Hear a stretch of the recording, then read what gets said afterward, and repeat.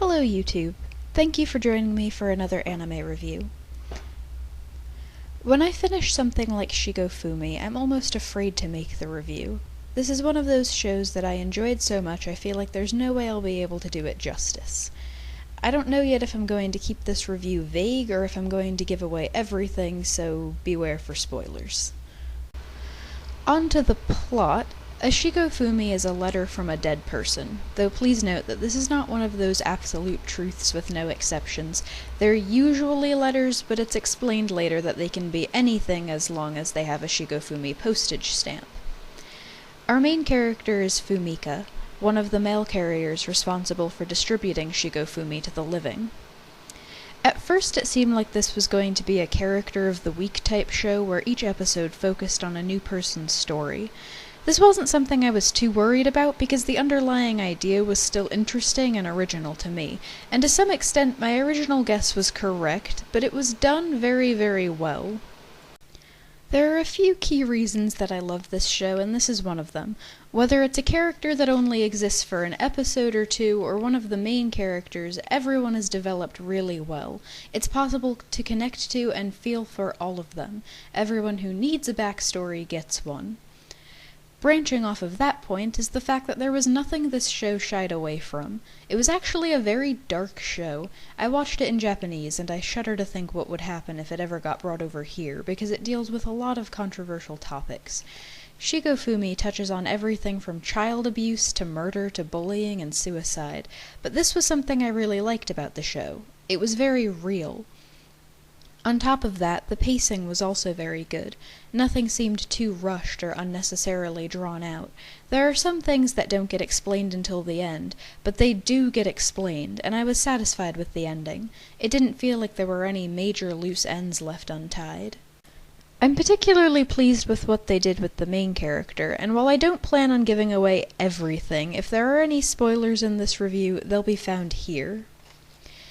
At first it looked like Fumika was simply going to be a bridge between the stories. She was very stoic, and her only real personality trait was that she was very dedicated to her work. Her top priority was to make sure the letters were delivered, but they do hint pretty early on that there's more to her character than meets the eye. Then we get introduced to Chiaki, another mail carrier. Through her, we get the explanation that all the mail carriers are dead, stuck in a suspended state, so she finds it very mysterious that Fumika is still aging, something that shouldn't be possible. Something else I liked about this show was that one story didn't need to be in the background to make space for the other. They worked around each other very well, so that we found out bits and pieces of Fumika's story while she continued delivering Shigofumi until we eventually got the whole thing. There once was a girl named Fumika Mikawa. Her father was a famous novelist, and her mother was a model who left them when she decided she had no interest in being a mother. Fumika was very kind, but when her father started abusing her, she created a separate personality, so now there were two.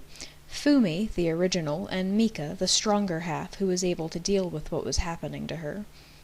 One day, while she was being abused, Fumi snapped and Mika took over. Mika shot their father, not killing him, but still it got the point across. When Fumi resurfaces, she thinks she's responsible for this and is horrified by what she's done. She slips into a coma and has been this way for 3 years at the start of the story. The other half, Mika, takes on the job as mail carrier as a punishment while she waits for Fumi to wake up. Now, the only real plot hole in this story is that we never get a true, in-depth explanation for how Mika was able to get a body of her own. She's waiting for Fumi to wake up so she can disappear, because she knows that in reality she shouldn't exist.